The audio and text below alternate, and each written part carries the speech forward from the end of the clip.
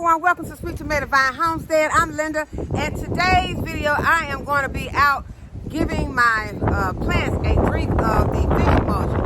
It is still pretty cool, but it's not as windy as it was in the last video, and it is sunny out today, so that is going to help out a lot. But I'm going to use some of the rainwater that I have, and I'm going to be putting some fish emulsion in it and giving my plants a feeding. And I also went and fixed the chicken coop a little bit better today, where I was putting the bird netting around it, and I just did it kind of quickly. So today I went back and I went around the perimeter and added some more zip ties. So I've been already fertilizing some of my plants, but I just wanted to bring you all along with me to show you how I was using my rainwater. Okay, so let's get started. Okay, so for most of you who have been gardening for a long time, I know that you already know that it is essential to use your rainwater to water your plants when you have some available. But for you new gardeners, you may not have known that you can use your rainwater. You can use a big trash can like what I have right here to catch your rainwater. And I'm just using my 5-gallon bucket. And I'm going to fill my 5-gallon bucket. And this thing will be heavy. So what I have is my little wagon over here. And I'm just going to put my 5-gallon bucket in my wagon.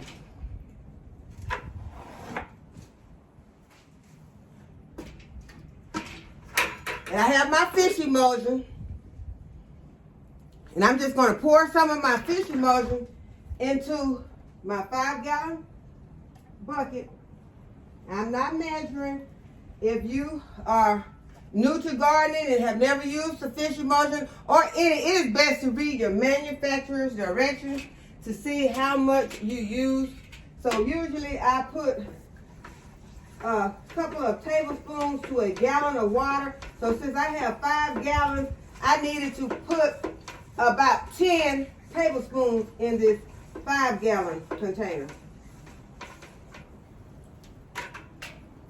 And it depends on what you're watering. Sometimes you might want to use a half a dose, but that is, I just kind of estimated how much it is. So now I have this fish emulsion container that is no longer containing any fish emulsion, and I just cut it out. It looks horrible, but I just cut it out. It looks bad because it had fish emulsion in it, and I just rinsed it out.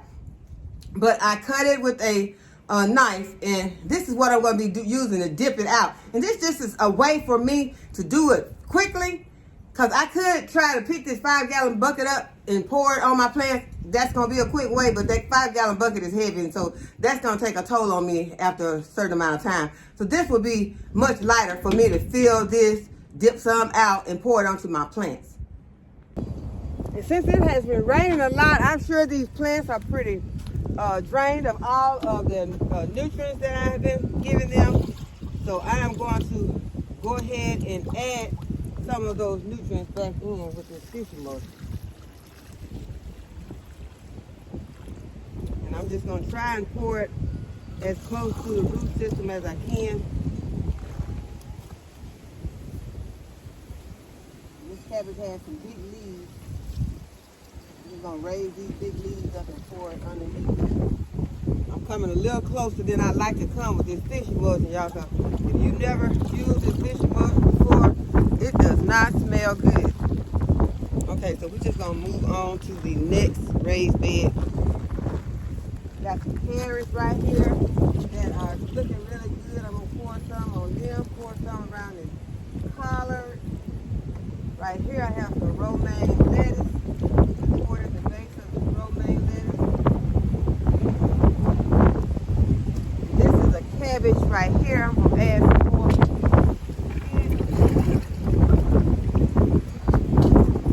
Wind is beginning to pick up a little. And this is a red cabbage right here. I'm going to come to the base of this red cabbage.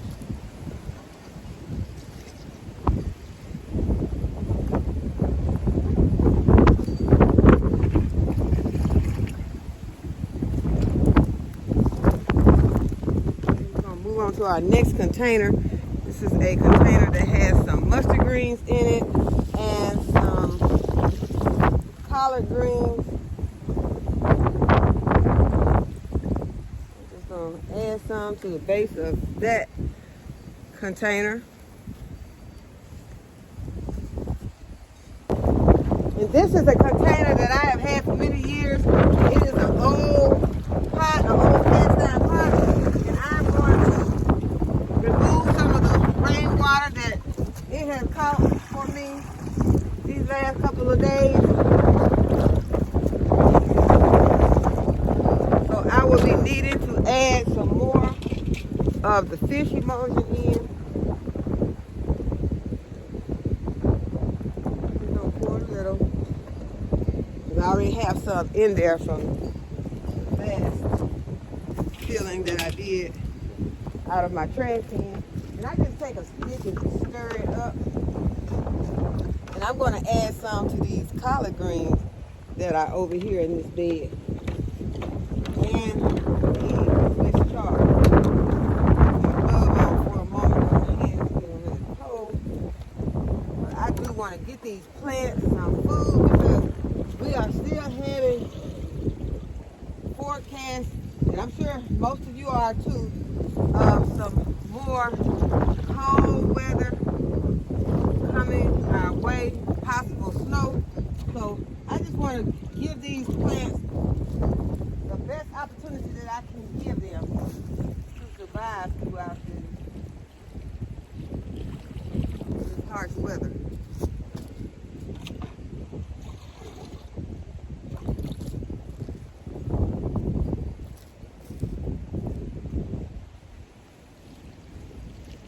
And the soil is still saturated from the rainwater, from the rain that we got. So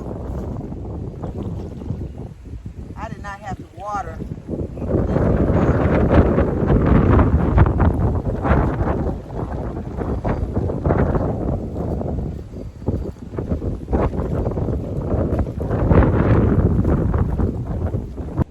Okay, so I went ahead and emptied my cast iron pot.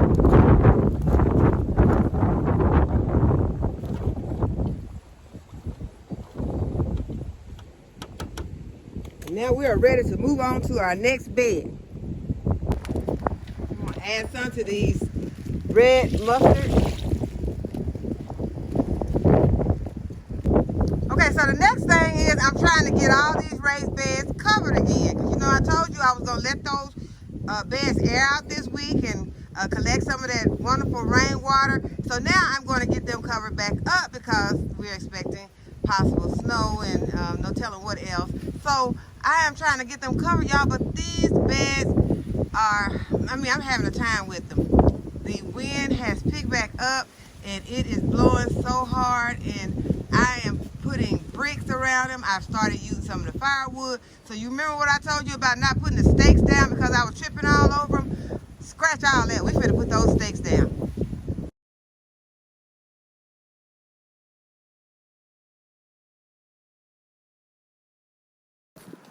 I hope you all are getting some sunshine today so you can go ahead and get ahead of the weather and get your plants covered if you have not already got them covered. I just really wanted to let those plants get some of that rainwater that we were getting this week. So I was able to accomplish that, but now it is time to get them all covered.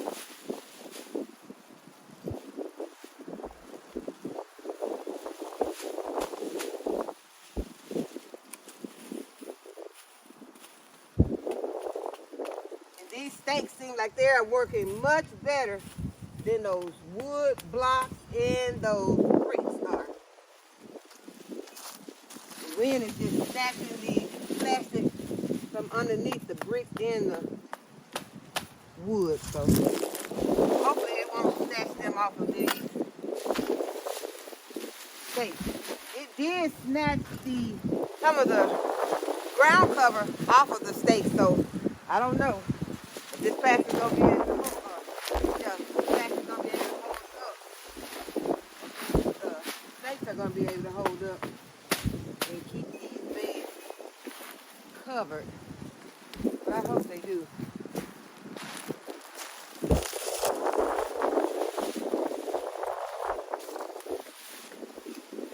I won't have to be running out here doing the snow storm and trying to cover things back up. So that is going to be good enough for now. I want to show you all what I did at the chicken coop.